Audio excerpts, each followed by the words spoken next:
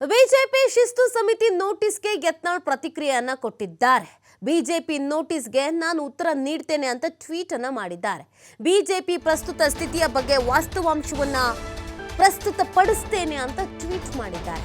ಹಿಂದುತ್ವದ ಹೋರಾಟ, ಭ್ರಷ್ಟಾಚಾರದ ವಿರೋಧ, ವಕ್ಫ್ ಸಮಸ್ಯೆ, ರಾಜವಂಶದ ರಾಜಕೀಯಕ್ಕೆ ನನ್ನ ಬದ್ಧತೆ ಅಚಲವಾಗಿ ಉಳಿಯುತ್ತದೆ. ಟ್ವೀಟ್ ಮೂಲಕ ಪ್ರತಿಕ್ರಿಯೆಯನ್ನ ನೀಡಿದ್ದಾರೆ ಬಿಜೆಪಿಯ ಶಾಸಕ ಯತ್ನಾಳ್ ಅವರಿಗೆ ನೋಟಿಸ್ ಅನ್ನ ಕೊಡಲೇಬೇಕು, ಶಿಸ್ತು ಕ್ರಮವನ್ನ ಕೈಗೊಳ್ಳಲೇಬೇಕು ಅನ್ನುವಂತ ಆಗ್ರಹ ಹೆಚ್ಚಾಗಿತ್ತು. ನಿನ್ನೆ ವಿಜಯೇಂದ್ರ ಟೀಮ್ನವರು ವಿಜಯೇಂದ್ರ ಅವರ ನಿವಾಸದಲ್ಲಿ ಮಹತ್ವದ ಮೀಟಿಂಗ್ ಅನ್ನ ಮಾಡಿ ರೇಣುಕಾಚಾರ್ಯ ಸೇರಿದಂತೆ ಇನ್ನೊಂದಷ್ಟು ನಾಯಕರುಗಳು ಭಾಗಿಯಾಗಿದ್ರು. ಈ ತಕ್ಷಣಕ್ಕೆ ಶಿಸ್ತು ಕ್ರಮವನ್ನ ಜರುಗಿಸುವಂತೆ ಹೈಕಮಾಂಡ್ಗೆ ಸೂಚನೆ ಕೊಡಲೇಬೇಕು, ನೋಟಿಸ್ ಕೊಡಲೇಬೇಕು. ಇಲ್ಲ ಅಂತಂದ್ರೆ ಮುಂದಿನ ದಿನಗಳಲ್ಲಿ ಸಮಸ್ಯೆ ಆಗ್ತಾ ಹೋಗುತ್ತೆ. ಬಿಜೆಪಿ ಅಂತಂದ್ರೆ ಅದು ಶಿಸ್ತಿನ ಪಕ್ಷ. ಈ ರೀತಿಯಾಗಿ ಬೇಕಾಬಿಟ್ಟಿ ಸ್ಟೇಟ್ಮೆಂಟ್ ಕೊಡೋದು, ಬಿಜೆಪಿ ಪಕ್ಷದವ್ರು ಹೇಳಿದ್ದಕ್ಕೆ ವಿರುದ್ಧವಾಗಿ ನಡೆಯುವಂಥದ್ದು ಇದು ಎಷ್ಟು ಮಟ್ಟಿಗೆ ಸರಿ? ನೋಟಿಸ್ ಕೊಡಲಿಲ್ಲ ಅಂತ ಅಂದ್ರೆ ಇದು ಹಾಗೇನೆ ಮುಂದುವರ್ಕೊಂಡು ಹೋಗುತ್ತೆ ಅನ್ನೋದೊಂದು ವಿಚಾರದ ಬಗ್ಗೆ ಚರ್ಚೆ ಆಗಿದೆ. ಇದರ ಬೆನ್ನಲ್ಲೇ ವಿಜಯೇಂದ್ರ ಕೂಡ ದೆಹಲಿಗೆ ಹೋಗಿ ಕಂಪ್ಲೇಂಟ್ ಕೊಟ್ಟು ಬಂದಿದ್ದಾರೆ ಅನ್ನುವಂಥ ವಿಚಾರವೂ ಕೂಡ ಯತ್ನಾಳ್ ಅವ್ರಿಗೂ ಗೊತ್ತಾಗಿತ್ತು. ಯತ್ನಾಳ್ ಅವರು ಹೋಗಿದ್ದು ಒಳ್ಳೇದೇ ಬಿಡಿ ಅಂತಾನು ಹೇಳಿದ್ರು. ಫೈನಲಿ ನೋಟಿಸ್ ಬರ್ತಾ ಇದ್ದ ಹಾಗೇನೆ ಉತ್ತರ ಕೊಟ್ಟಿದ್ದಾರೆ. ಬಿಜೆಪಿ ಶಿಸ್ತು ಸಮಿತಿ ನೋಟಿಸ್ಗೆ ಈ ರೀತಿಯಾದಂಥ ಉತ್ತರವನ್ನ ಕೊಟ್ಟಿದ್ದಾರೆ. ಟ್ವೀಟ್ ಮಾಡಿ ಪ್ರತಿಕ್ರಿಯೆಯನ್ನ ಕೊಟ್ಟಿದ್ದಾರೆ.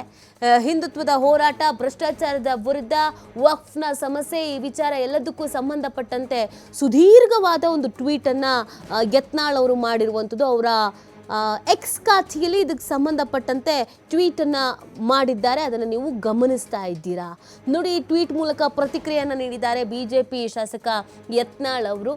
ಇದಕ್ಕೆ ನಾನು ಸರಿಯಾದಂಥ ಉತ್ತರವನ್ನು ಕೊಡ್ತೀನಿ, ಸಮಂಜಸವಾದಂಥ ಉತ್ತರವನ್ನು ಕೊಡ್ತೀನಿ ಅನ್ನುವಂಥ ವಿಚಾರವನ್ನು ಹೇಳಿದ್ದಾರೆ. ಸೊ ಯತ್ನಾಳ್ ಅವರು ಪ್ರತಿಕ್ರಿಯೆ ಕೊಡ್ತಾರಾ ಕೊಡಲ್ವಾ ಅನ್ನುವಂಥ ಪ್ರಶ್ನೆಗೆ ಸದ್ಯಕ್ಕೆ ಉತ್ತರನೂ ಸಿಕ್ಕಿದೆ. ಯತ್ನಾಳ್ ಅವರು ಉತ್ತರ ಕೊಡ್ತೀನಿ ಅಂತ ಹೇಳಿದ್ದಾರೆ. ಬಟ್ ಏನು ಉತ್ತರ ಕೊಡ್ತಾರೆ ಅನ್ನೋದು ಪ್ರಶ್ನೆ ಆಗಿದೆ. ಸೊ ಇದು ಸಹಜವಾಗಿಯೇ ಯತ್ನಾಳ್ ಅವರು ಉತ್ತರ ಕೊಟ್ಟೇ ಕೊಡ್ತಾರೆ ಅನ್ನೋದು ಕೂಡ ಗೊತ್ತಾಗಿತ್ತು.